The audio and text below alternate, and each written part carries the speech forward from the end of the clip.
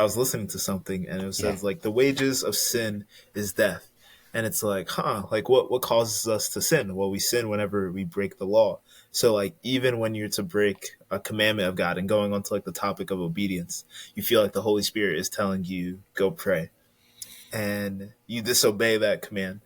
And the wages of that is like whatever was going to come from that prayer, whatever God had prepared for you, it's now dead and it dies. And whatever was going to manifest with that as well. So that also changes like a revelation, like a layer of like the wages of sin is death. It's not just like the eternal death, but it's also like the death of not like fulfilling who you're supposed to be yeah. as well. So going on to like obeying the Holy Spirit, man, I'm curious. How are you raised? Like when did you like yeah did you know Christ? Were you raised in a family that knew about Jesus? Are you the first person in your family to like really like be like like I'm with Jesus? You know what I mean? So yeah, tell us about that.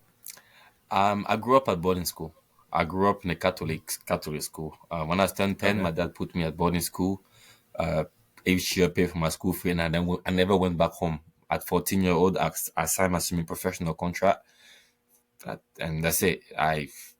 Everything else went on from there. So I think I'm the first one in the family that is having all these encounters and seeing like manifesting all this power. Till this day, my sisters, they don't really they're just too religious to believe all this that we do every Sunday in church, for example. But it will come. Time will come. Time will tell. But no, my family, they believe in God, yes. But they do not know the mind of God like we do nowadays. But I believe that God is raising me to help them too. And all those things that I've been through was was a way for me to actually grow and transform and master all these things. And I'm so excited for what's going to do with us with the years to come. Talk chatting about sin, the wages of sin is death. Before Jesus, you sin, you die. Period. Like there was no, you no longer come because, but Jesus came and he took all that.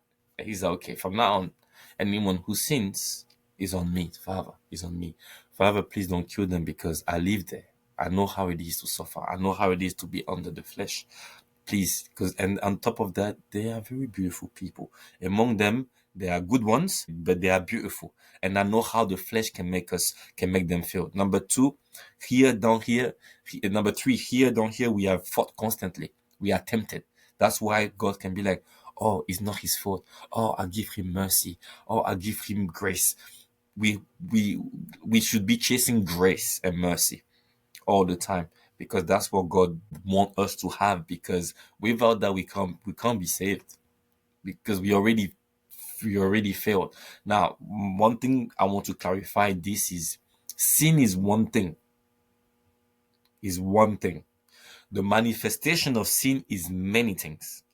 For example, if you fornicate, you masturbate, you watch porn, let's say you manifest only three things of that same sin. Someone who is a murderer, who does is worse, who has your three sin plus murder, plus lying, plus stealing, he probably have 5 or 6 manifestation of the sin. So one thing, the mistake that we make, and I used to do a lot, and still is that I'm like, oh, today I want to stop. I want to stop. I will not watch porn anymore. Oh no, tomorrow I will stop doing this, and then I will stop doing this instead of resolving that one problem, which is sin. And one thing I realized that I found myself suppressing those things instead of dealing with them. Like, oh, I'll take this away, and then I'm like, no, I'm not gonna do it today. I'm not gonna do it today. No, the simple fact that I'm already in a space of fighting, I'm not delivered. I'm not delivered because Mm-hmm. the total deliverance is to be totally comfortable and look at it in the face. Like I saw that guy that day. I don't even want to call his name, and I look at him in the face. I'm like, no, I won't sign your deals. I won't do any of those. I had it wasn't a great professional career, but I had a professional career. You get asked to sign deals and stuff like that. I always said Yeah. no because my father, even though we partially grew up in Europe, he always taught us the African way at home.